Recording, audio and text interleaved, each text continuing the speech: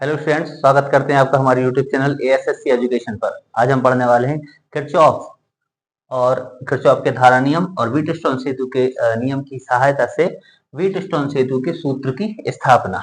Okay, Wheatstone सेतु के सूत्र की स्थापना कीजिए। तो सूत्र क्या है व्हीटस्टोन सेतु का? P/Q बराबर R/S, यानी कि क्या है, सेतु की संतुलन की स्थिति में किन्हीं दो संलग्न भुजाओं के प्रतिरोधों का अनुपात अन्य दो संलग्न भुजाओं के प्रतिरोधों के अनुपात के बराबर होता है। तो ये है सूत्र P/Q बराबर R/S। तो इसको स्थापित करना, तो इसको स्थापित करने के लिए इस स्ट्रक्चर पर, इस पूरे चित्र में हमको ये नॉलेज होना चाहिए कि धारा की दिशा क्या है। ओके, और एक बंद जाल क्या है, हमें इसके बारे में भी मालूमात हो। तो इसके लिए पहले हमें किरचॉफ के नियम पता होने चाहिए, किरचॉफ का धारा नियम, किरचॉफ का वोल्टेज नियम। तो अगर किसी ने भी वीडियो नहीं देखा है तो हमारे चैनल पर जाकर किरचॉफ के नियम, धारा और वोल्टेज नियम का वीडियो देखें और इसको समझते हैं। एक दफा हम बोल देते हैं इसको। तो किरचॉफ का पहले नंबर लगेगा धारा नियम। धारा नियम किस पर लगता है? संधि धारा पर लगता है, सीधी सी बात है। तो इसमें मेन बात है संधि की।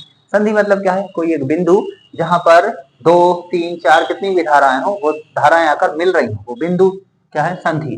जैसे कि यहाँ पर बी बिंदु को हम देखें, यहाँ से स्विच ऑन करने पर धारा प्रवाहित हुई प्लस से माइनस की ओर, बिंदु ए पर पहुंचे। बिंदु ए से दो दिशाओं में बढ़ गई, ऊपर और नीचे की ओर। यहाँ से धारा चलती हुई पहुंची कहां पर? बिंदु बी पर, ठीक है। और यहाँ से दूसरी धारा कौन सी है? I2 है, आगे की ओर बढ़ी। और यहाँ से नीचे की ओर धारा कौन सी जा रही है? IG। क्योंकि ये गैल्वेनोमीटर G पर से चल रही है, इसीलिए ये धारा को हम बोलेंगे IG, ठीक है।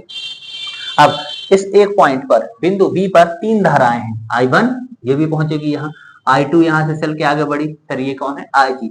तो एक ही बिंदु पर तीन तरह की धाराएं मिल रही हैं, इसीलिए इसको हम क्या कहेंगे? संधि, ठीक है। नीचे बिंदु डी को देखते हैं। बिंदु ए से धारा I3 बिंदु डी पर पहुंच रही है, I4 यहाँ से आगे जा रही है, और IG भी कहाँ पहुंच रही है? बिंदु डी पर। धारा IG बिंदु डी पर आ रही है, यानी कि यहाँ संधि कौन है? बिंदु डी है। तो सबसे पहले किरचॉफ का लगेगा धारा नियम, बिंदु किस पर? बी पर और बिंदु डी पर। तो क्या है किरचॉफ का धारा नियम? धारा नियम कहता है कि किरचॉफ के धारा नियम के अनुसार किसी बिंदु पर मिलने वाली समस्त धाराओं या फिर संधि पर मिलने वाली समस्त धाराओं का बीजगणितीय योग शून्य होता है। और इसकी जो चिन्ह परिपाटी है वो क्या है कि संधि की या धारा की दिशा में चलने पर धारा को हम कैसा लेते हैं? धनात्मक, और धारा से विपरीत चलने पर ऋणात्मक लेते हैं। तो पहले तो हम सीधा लिखेंगे बिंदु बी पर किरचॉफ के धारा नियम से, इसके बाद बिंदु डी पर किरचॉफ के धारा नियम से, इसके बाद लगेंगे बंद जाल में वोल्टेज नियम। एक बंद जाल है ए बी डी ए, मतलब जो कि पैक है, जैसे कि ए से बी पर पहुंचे, बी से हम आएंगे डी पर, डी से फिर पहुंचेंगे ए पर, ऐसे चलते रहेंगे। तो बंद है, बंद जाल कहेंगे इसको, ठीक है। दूसरा जाल क्या होगा? बी सी डी बी, फिर से सी पर, फिर डी पर, ऐसे ये क्या है? बंद जाल। तो दो बिंदु, एक बिंदु बी और दूसरा बिंदु क्या है? डी, इन पर चलाना है पहले कौन सा नियम? किरचॉफ का धारा नियम, ठीक है। धारा नियम क्योंकि संधि पर चलता है और ये बिंदु बी और डी संधि है जहां पर धाराएं मिल रही हैं। और फिर बंद जाल रहेंगे एक और एक दो। तो सबसे पहले लिखेंगे, पहले तो ये डायग्राम बनेगा, इसके बाद हमको लिखना है बिंदु बी पर किरचॉफ के धारा नियम से, कौन सा नियम लगाना है? धारा नियम। बिंदु बी पर किरचॉफ के धारा नियम से। तो धारा नियम क्या है? किसी संधि पर मिलने वाली समस्त धाराओं का बीजगणितीय योग शून्य होता है। संधि की ओर चलने पर धारा की दिशा धनात्मक, संधि से दूर जाने पर धारा की दिशा ऋणात्मक। ध्यान से समझें, बस यही सारा खेल है, यही समझना अच्छे से। संधि है बिंदु बी, अगर हम इसकी तरफ जाएंगे तो धारा की दिशा कैसी होगी? धनात्मक, यानी हम यहां से चलना शुरू करेंगे, ए से किसकी ओर? बी की ओर। तो ए से धारा I1 जा रही है कहां? बिंदु बी की ओर, तो धारा की दिशा में है, ठीक है। तो हम धारा की दिशा में चले, तो ये क्या हो गया? I1। इसके बाद बिंदु बी से धारा दूर जा रही है, यानी कि IG जो धारा है ये संधि से बिंदु बी से दूर जा रही है।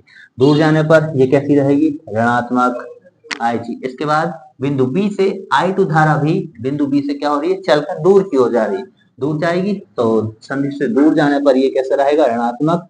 और इन सभी का जो बीजगणितीय योग यानी कि किसी संधि पर मिलने वाली समस्त धाराओं का बीजगणितीय योग क्या होता है, शून्य होता है। तो ये क्या हो जाएगा, शून्य। यानी कि संधि है बिंदु बी और I1 धारा इस पर पहुंच रही है यानी कि धनात्मक, I इससे दूर जा रही है यानी कि क्या है, ऋणात्मक, I2 भी इससे दूर जा रही है तो ये भी कैसे, ऋणात्मक। सबका बीजगणितीय योग क्या हो गया, शून्य। अब हम देखें संतुलन की स्थिति, व्हीटस्टोन सेतु में संतुलन की जो स्थिति है, जबकि संतुलन की स्थिति में जब चारों प्रतिरोधों को हम इस प्रकार व्यवस्थित करते हैं कि विक्षेप कैसा हो जाए, शून्य हो जाए, तो गैल्वेनोमीटर G जो है इस पर जो कांटा है उसका हिलना बंद हो जाता है। तो ये क्या होता है, विक्षेप की शून्य की स्थिति है, यानी विक्षेप यहाँ पर शून्य है। तो IG का मान, यहाँ से जो धारा जब बहेगी और विक्षेप है ही नहीं, तो IG का मान क्या है, शून्य है। यानी कि IG जो है विक्षेप शून्य, मतलब IG का मान शून्य, जीरो। तो यहाँ पर IG का मान रखेंगे जीरो माइनस I2 बराबर जीरो। यानी कि जीरो को अब हम हटा दें, I1 माइनस क्या आया, I2, I1 माइनस I2 बराबर जीरो। तो अब जो माइनस में है इसका हम क्या करते हैं, पक्षांतर, तो हो जाएगा I1 बराबर I2, यानी कि जो धारा I1 है वो किसके बराबर है, I2 के बराबर है। नेक्स्ट कंडीशन क्या है, अब है बिंदु डी। बिंदु डी ये संधि है जिस पर I3 IG इसकी ओर आ रही है और I4 यहाँ से जा रही है, तो तीन धाराएं यहाँ भी मिल रही है। यहाँ हम लिखेंगे बिंदु डी पर किरचॉफ के धारा नियम से, किरचॉफ के धारा नियम से, बिंदु डी पर किरचॉफ के धारा नियम से। तो किरचॉफ के धारा नियम से क्या है, संधि पर मिलने वाली समस्त धाराओं का बीजगणितीय योग शून्य होता है। संधि की ओर आने पर धनात्मक, संधि से दूर जाने पर ऋणात्मक, ठीक है। तो I3 संधि की ओर आ रही है यानी कि होगा I3। इसके बाद नीचे की ओर IG संधि की ओर, संधि क्या है, बिंदु डी, तो इसकी ओर आ रही है धारा, यानी कि आने पर, संधि की तरफ आने पर धनात्मक IG, और I4 बिंदु डी से दूर जा रही है यानी कि ये रहेगी ऋणात्मक, बराबर जीरो। अब IG का मान क्या है, शून्य, तो I3 प्लस शून्य माइनस I4 बराबर जीरो, यानी कि I इसका मान तो जीरो है, I4 जो ऋण में है माइनस है इसका, यानी कि ये ऋणात्मक है अभी, जब इसका पक्षांतर कर देंगे तो दूसरी तरफ जाकर हो जाएगा धनात्मक, यानी हम लिख सकते हैं I3 बराबर क्या है, I4। तो I1 बराबर है I2 के और I3 बराबर है I4 के। तो किरचॉफ के दो नियम, धारा नियम हम लगा चुके दोनों बिंदुओं पर। अब क्या लगना है, बंद जाल वाला वोल्टेज नियम, यानी कि वोल्टेज नियम किस में लगता है, वोल्टेज नियम लगता है बंद जाल में। तो बंद जाल हम देखें, ए बी डी ए, पहले भी समझा चुके हैं अभी, ए से लेकर बी पर, बी से आएंगे फिर डी तक, डी से चलेंगे फिर ए पर, फिर ए से B, D A B D A, ऐसे चलता रहेगा। तो एक बंद जाल ये है, और दूसरा साइड जो है ये वाला बी सी डी डी, ये भी एक बंद जाल है, ठीक है। तो अब चलेगा यहाँ पर, इस तरफ आ जाते हैं, वोल्टेज नियम, ठीक है। तो बंद जाल प्रथम और द्वितीय ऐसा लिख लेंगे। प्रथम बंद जाल, प्रथम बंद जाल क्या रहेगा, ए बी डी ए में किरचॉफ के वोल्टेज नियम से,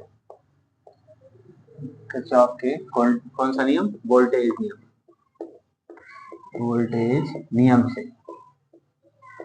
चलिए, तो बंद जाल है ए बी डी ए, तो प्रथम बंद जाल ए बी डी ए में वोल्टेज नियम, वोल्टेज नियम क्या कहता है, किरचॉफ के वोल्टेज नियम के अनुसार किसी बंद जाल में धारा एवं संगत प्रतिरोध, ठीक है, धारा कौन है I1 और प्रतिरोध क्या है इसके साथ वाला P, तो क्या हो गया I1P। तो किसी बंद जाल में धारा एवं संगत, किरचॉफ के वोल्टेज नियम के अनुसार किसी बंद जाल में धारा एवं संगत प्रतिरोध के गुणनफल का बीजगणितीय योग, धारा और संगत प्रतिरोध का हम गुणनफल करेंगे, तो कितने हो रहे हैं यहाँ I1P, दूसरी धारा है IG, इसके साथ में कौन है यहाँ पर प्रतिरोध G, तो IgG, और यहाँ से लौटे इस तरफ तो I3R। तो धारा एवं संगत प्रतिरोध के गुणनफल का बीजगणितीय योग विद्युत वाहक बलों के बीजगणितीय योग के बराबर होता है। किसी बंद जाल में, विद्युत परिपथ के बंद जाल में धारा एवं संगत प्रतिरोध के गुणनफल का बीजगणितीय योग विद्युत वाहक बलों के बीजगणितीय योग के बराबर होता है। तो यहाँ विद्युत वाहक बल वगैरह तो कोई है नहीं, ठीक है, तो फिर वो क्या रहेगा, शून्य। तो यहाँ हम देखें धारा और संगत प्रतिरोध का गुणनफल, ए से लेकर चलना है किस पर, बी पर, तो धारा की दिशा में, इसकी चिन्ह परिपाटी समझ ले, वोल्टेज नियम में धारा की दिशा में चलने पर धनात्मक, धारा के विपरीत चलने पर ऋणात्मक, जो कहते हैं। तो यहाँ से धारा है I1 और संगत प्रतिरोध है P।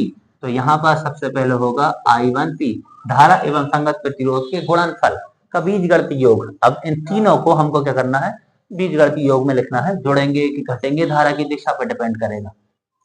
ए से लेकर हम बी पर पहुंचे तो क्या हुआ I1P। अब बी से कहां की ओर चलना है, डी की ओर। तो डी तक आने पर हम देखेंगे धारा रहेगी IG और प्रतिरोध क्या है G। तो धारा की तो दिशा यही है, ए से बी, बी से कहां पहुंचना है, डी, धारा की दिशा में है यानी कि धनात्मक। तो यहाँ पर रहेगा प्लस में IG।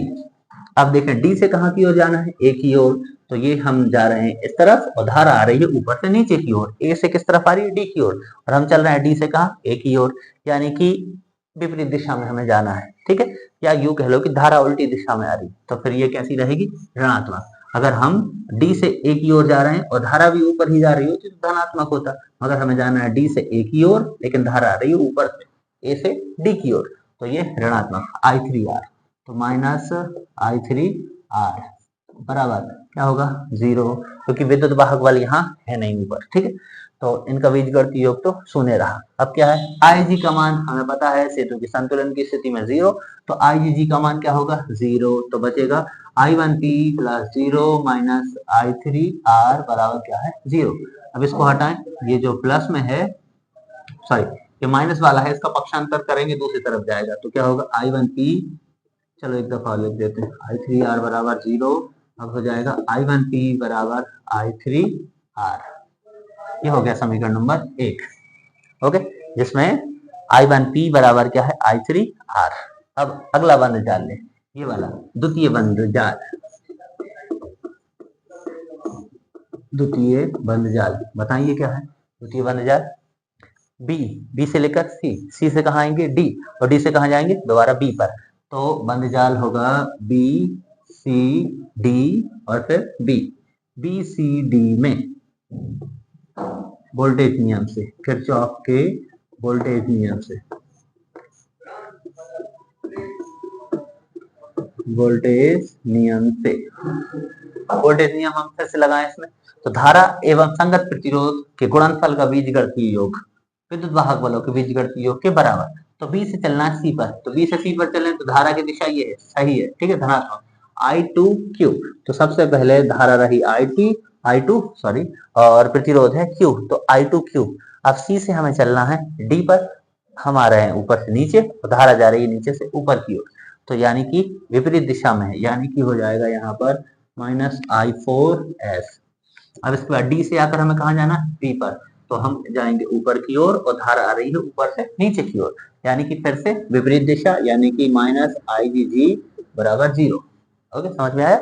हम बी से चले हैं सी तक, यानी कि धारा की दिशा में है, तो ये धनात्मक I2Q। और सी से कहाँ चलेंगे, डी की ओर, तो हम उल्टी दिशा में आ रहे हैं, हमारे ऊपर से नीचे, लेकिन ये कहाँ जा रही है धारा, उल्टी दिशा में, तो ये ऋणात्मक।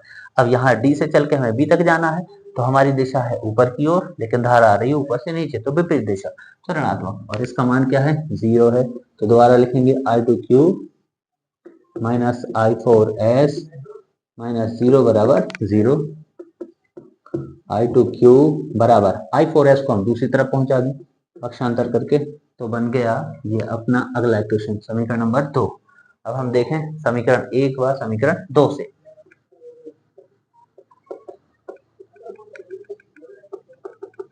समीकरण 1 व समीकरण 2 से, तो 1/2 LHS के बटे में LHS में क्या बनाना है, P बटे Q बराबर R बटे S। LHS में है P और इस बारे में LHS में कौन है, Q। इस तरफ है R और यहाँ है S, तो बन रहा है सीधा सीधा, तो हो जाएगा I1P अपॉन में क्या आ जाएगा, I2Q बराबर, यहाँ कौन है, I3R अपॉन में है I4S। ओके, अभी तो देखें हमें केवल चाहिए P बटे Q बराबर R बटे S, बट ये धाराएं भी हैं, तो हमें पता है, हम इसको देखें, यहाँ लिखा हुआ है I1 और बटे में कौन है, I2। तो I1 बराबर है किसके, I2 के, यानी कि अगर हम चाहें तो I2 की जगह पे क्या लिख सकते हैं, I1, या यूं चाहें कि नीचे I2 रखना है तो हम I1 की जगह पे क्या लिख सकते हैं, I2, कुछ भी बना लें। इस तरफ देखें, सॉरी ये I3 बराबर है किसके, I4 के, तो यहाँ हम I4 की जगह क्या लिख सकते हैं, I3। तो हम करेंगे I1P बटे I1Q बराबर I3R बटे I3R। I3 से I3 कट जाएंगे, I1 से I1, यानी कि हम पहुंचे P बटे Q बराबर R बटे S। ठीक है, और यही क्या है, यही अभिष्ट व्यंजक है या फिर यही सिद्ध करना था।